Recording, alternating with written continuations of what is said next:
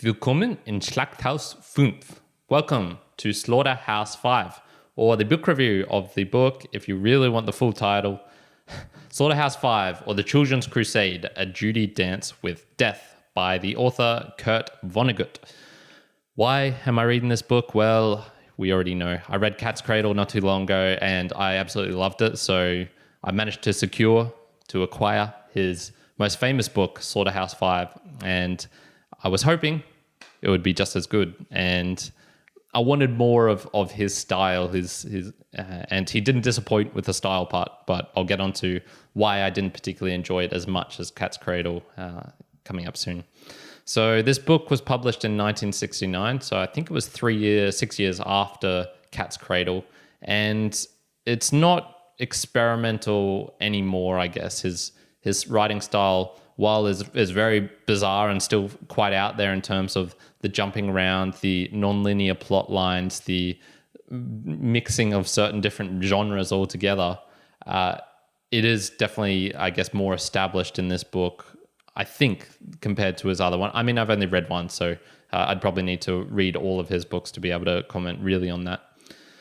It talks about Billy Pilgrim, the optometrist, abductee, prisoner of war, and time traveler. So it's a book that's got everything. If you want science fiction, it's got that. If you want aliens, it's got that. If you want war, it's got that. If you want bland optometry, it's got that.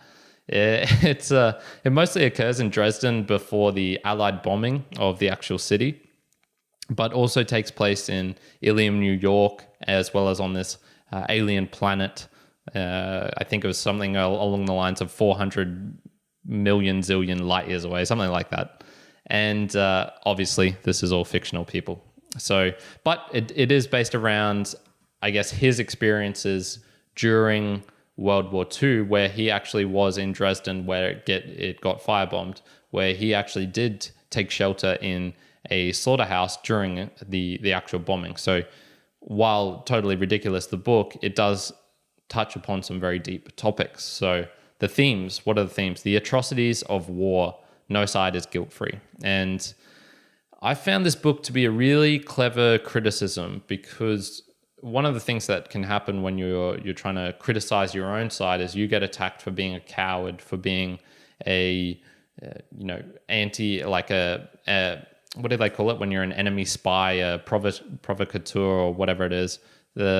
You get blamed or you get attacked for having certain views, even if they potentially are the most ethical thing to do, i.e. in terms of the Vietnam War, it was probably you're on the right side of history if you were one of the people protesting against it.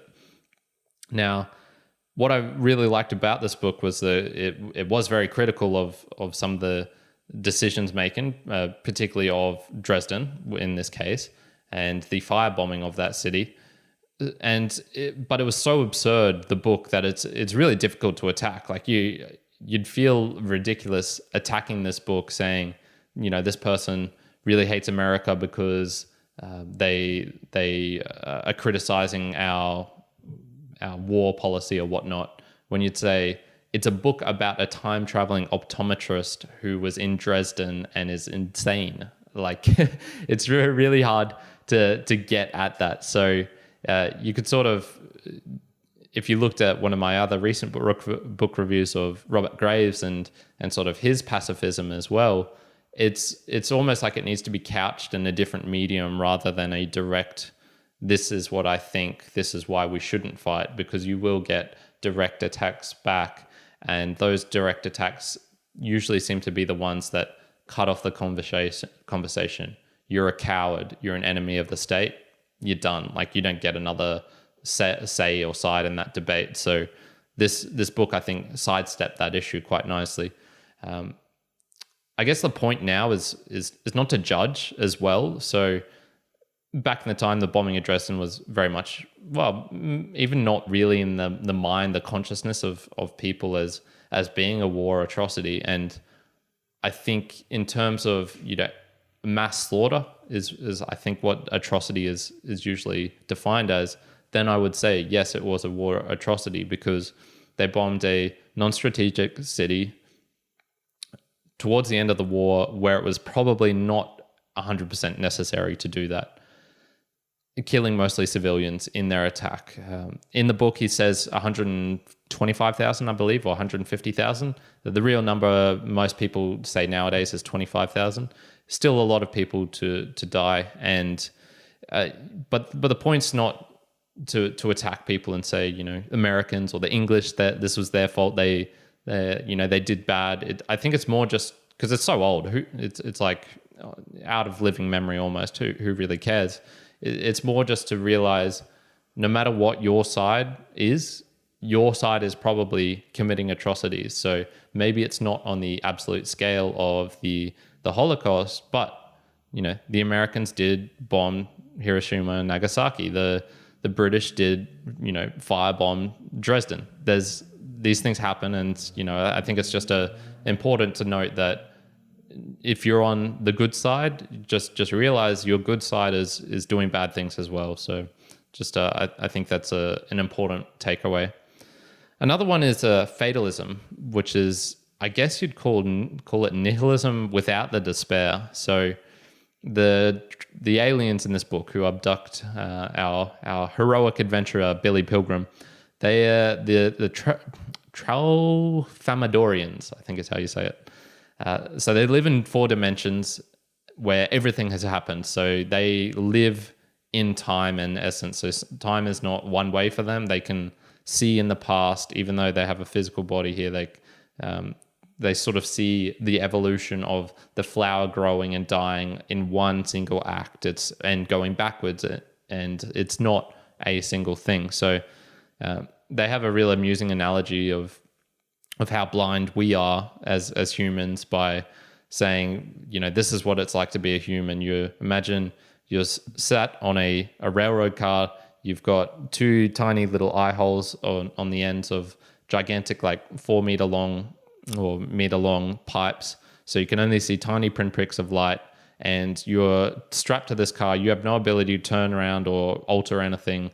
The car goes at tremendous paces, twists, turns, whatever, and you are just along for the ride, and you see these tiny pinpricks of light through these, you know, pipes, and you say, this is reality. And it's probably pretty close to what's going on for us.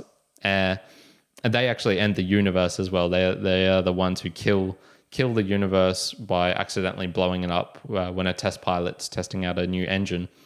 And I guess the fatalism, where does that come in? Well, it permeates throughout the book because Billy feels this fatalism in everything, and he has this constant catchphrase, so it goes, so it goes. This was actually used in Cat's Cradle a lot, where the character would have a little catchphrase they'd use, busy, busy, busy, for example. And it's sort of like, it's funny, but it's almost something we try to capture here at Mere Mortals, which is like the absurdity of life, but, you know, taking it super seriously, but with a hint of absurdity in certain cases, and then other cases where we will talk about absolutely ridiculous things, but it's got a purpose behind it, so it's not totally, you know, just ridiculousness. And that fatalism, I think it's something you need to be able to access at times, because life can get very serious and hard and difficult. But if you have that ability to say, so it goes, or this too shall pass, that ability to accept and move on, I think is quite useful. And whether you do that through something like fatalism, or whether you get that through religion or some other sort of philosophy, or a new age philosophy of the secret, or whatever it is, I think it's probably an important thing to be able to have. And he explains that quite nicely in this book. I think that comes through in his main character. So what are some of my personal observations? Well, it's another example of useless controversy. It's so tame. This book was banned from certain American schools for being anti-American, for being anti-Christian, for having lurid sex and details of war and guts and blood. And it's just a very, very tame book if you compare it to, hell, look at 50 Shades of Grey. That it was way, way worse, and yet that was just everywhere. So controversy-wise, if something's happening right now, if it's a big controversy, if you think it's crazy, just realized 40 years time, it's probably not going to matter. So that ties in with that fatalism, just accepting, like, move on, people. There's nothing much going on here. The most popular book also might not be a favorite. So I've had this occur quite a few times now. So from Hermann Hesse, I actually really like Damien, whereas his most popular one is probably Steppenwolf. From Homer, most people would say the Homer's Odyssey is the best. I actually preferred Iliad. Even someone like A Life on the Mississippi by Mark Twain, I really enjoyed that. Really, really enjoyed that compared to Huckleberry Finn or The Adventures of Tom Sawyer. So just because an author's most famous book might not capture you personally, I don't think that's it might be just a thing to note that, okay, maybe the top work isn't necessarily always the best. And so even sometimes reading some of the second or third works, you can find some gems in there first. The creation of a universe in his works is pretty interesting as well. So this one, I don't think directly ties in with Cat's Cradle, but reading a lot more about him, he created a universe where other characters in this story got their own full stories, or the Traumaphedorians appear in another 4 or 5 of his books.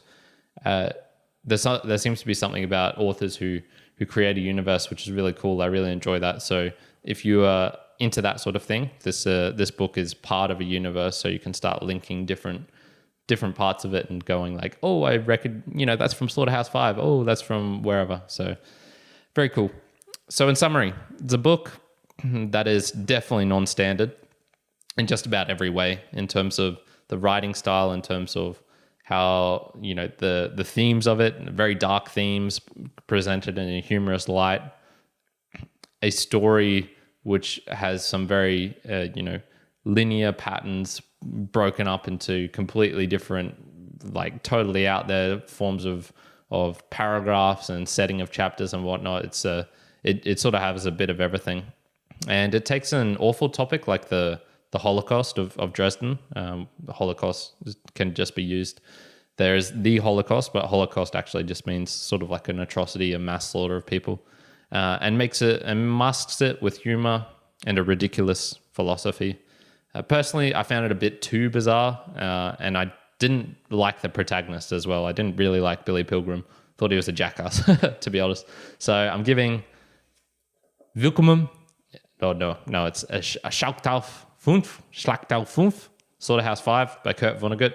Giving it a 6 out of 10. It's okay. I'm not going to rave about it. Cat's Cradle, that was really good. I'd rave about that. But this one, not so much. So what's something pragmatic I'm going to take from it? I want to study German harder. There's a couple of places where some German was used, and I went, oh man, it'd be really cool to actually know this and be able to pronounce it and get the feeling of when he was talking about Dresden as well. I was like, man, that place sounds amazing. I want to go to that city. So yeah, it just sort of inspired me, I guess, in the German side of things to go, I'm going to work a bit harder on that. That's it for today. Karen out.